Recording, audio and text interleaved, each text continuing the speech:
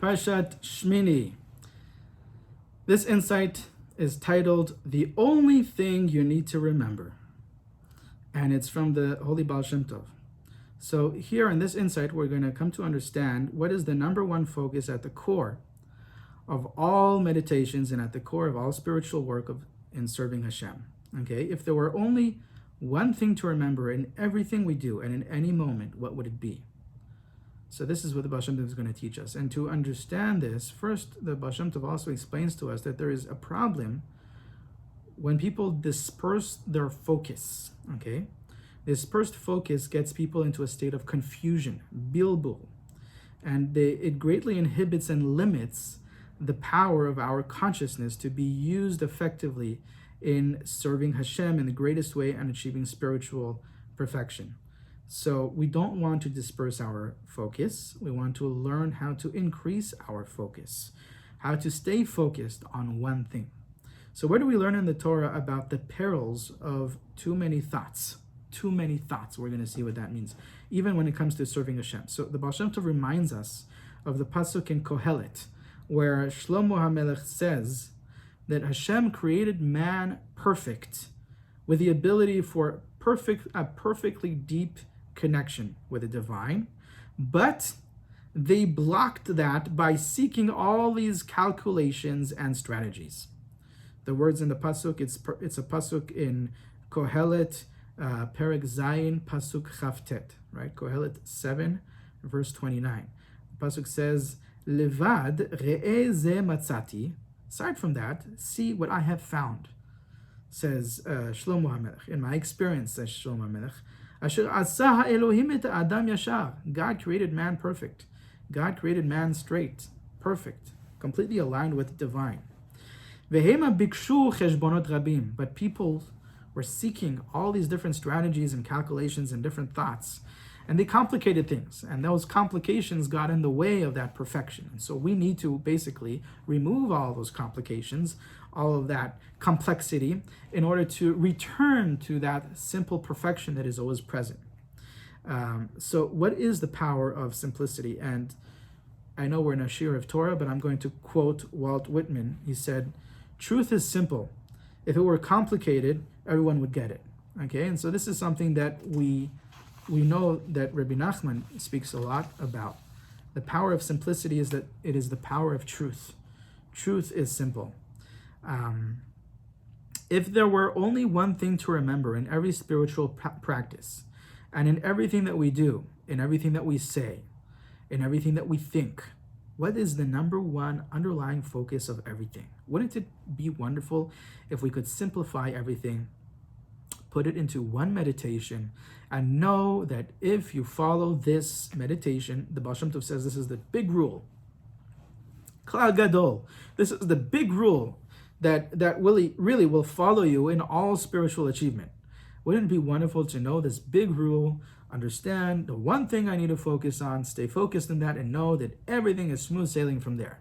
Everything will be inspired. Everything that you need to do, all of the achievements, the spiritual achievements, the brachot, the blessings of Hashem in the material world and the spiritual world, whatever it is, will all come from this one focus.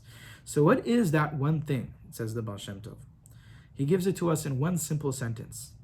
V'yachshov shekol sheyesh ba'olam hakol maleh mehaborei yitbarach shemo. Contemplate and meditate the fact that everything in existence, everything that you see, everything that you hear, everything that you think, everything that you feel, everything that you smell, everything that you taste, every moment is filled with Hashem's presence. That's it. That's the one thing. And how is this insight alluded to or represented in this week's Parsha? So the Baal Shem Tov brings this very famous medrash. There's a pasuk in this week's Parsha that tells us on Vayomer Moshe ze hadavar asher tziva Hashem ta'asu. And Moshe Rabbeinu, after he tells them about the animals that they bring as sacrifices on the 8th day, right, when they were beginning the work in the Mishkan, and they brought the animals. After they brought the animals, Moshe Rabbeinu says, oh, and this is the thing that Hashem commanded all of you to do. So the question that the Medrash has is that, well, what is that speaking about? What is this thing that Moshe Rabbeinu is speaking about, that this is the thing that Hashem commanded you to do? So it cannot be speaking about bringing the animals, because they already brought the animals.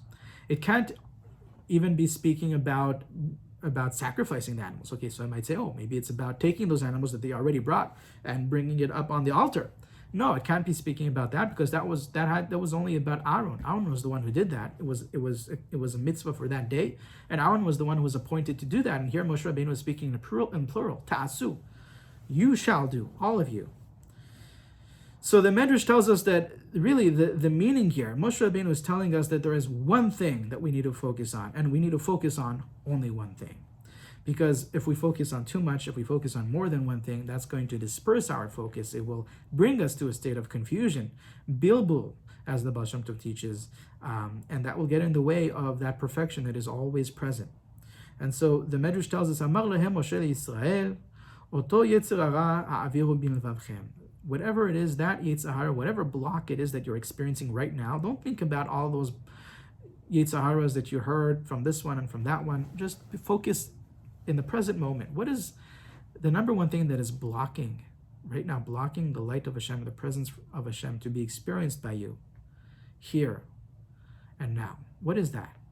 That's all you need to focus on, and how you do that, right? And so those are the next words. The next words are Kishem shehu yechidi ba'olam, kach tehei avodatchem miyuchedet lefanav. Just as Hashem is one in the whole universe, so may all of your service of Hashem, your serving Hashem, be completely focused exclusively on Him, on Hashem's presence, on Hashem. The Baal Shem Tov says what that means is that the only service, really, at the core of all serving Hashem is this one focus, that everything is filled with Hashem's presence. That there's nothing void, there's nothing lacking, there's nothing aside from Hashem's presence. Ki Hashem hu Elohei Elohim v'Adonei Adonim. Asitem ken, if you do this, if you'll fulfill this, because Hashem is the master of all masters, right? The only force, the only power, the only existence. Then v'yira alechem kivod Hashem. This is the continuation of the Pasuk in this parsha, that Hashem's presence will be revealed to you, will be experienced by you. Now, what are two ways of applying this powerful insight? So practically, one way to apply this is to know that we don't need to force ourselves to specifically meditate on the four-letter name of Hashem or any specific name of Hashem. I know some people do that. Some people force themselves to visualize a certain name of Hashem or to do a certain meditation, a certain type of meditation, even if they're not feeling it. But really, we need to learn to welcome the sense of godliness, which is always here, always present, rather than forcing it to be here. We need to welcome that sense of godliness, which is always here. We need to welcome the experience that Hashem's presence is here. And if that leads me to see the letters of Hashem's name, then that's wonderful. But I'm not forcing through thinking. I'm actually getting there through my heart, through presence. And that's the point here. By allowing, by being open, by being aware, by noticing the godliness that is always here, instead of getting myself to think of strategies of how to make myself experience it, I can open myself up to experiencing it right now, right here, by being present. And just by being present in the moment, the fact that Hashem is always present, as I'm present here, I'm present with Hashem. And so that's really the point of all this, is that the Baal Shem Tov gets us into presence by recognizing that Hashem is always present.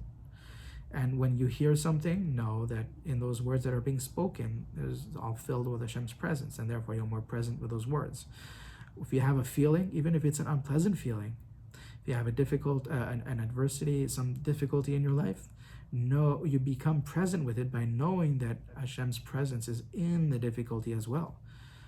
And this way, you're focused, and you become more and more present just by knowing that. And this is also how you sweeten it and how it dissolves. So this is one way of applying the big rule of the Baal Shem Tov. Another way of applying this, Oh, and before we get to the second way of applying this, Rabbi Nachman of Kosovo said this from the Baal Shem Tov. He said that you don't force yourself to meditate on specifically on a certain name of Hashem. He compares it to what the Zohar, the Tikkun Zohar, calls it, taking the princess in captivity. Okay, imagine taking the princess in captivity against her will. You're forcing her. The princess is the presence of Hashem, the Shekhinah.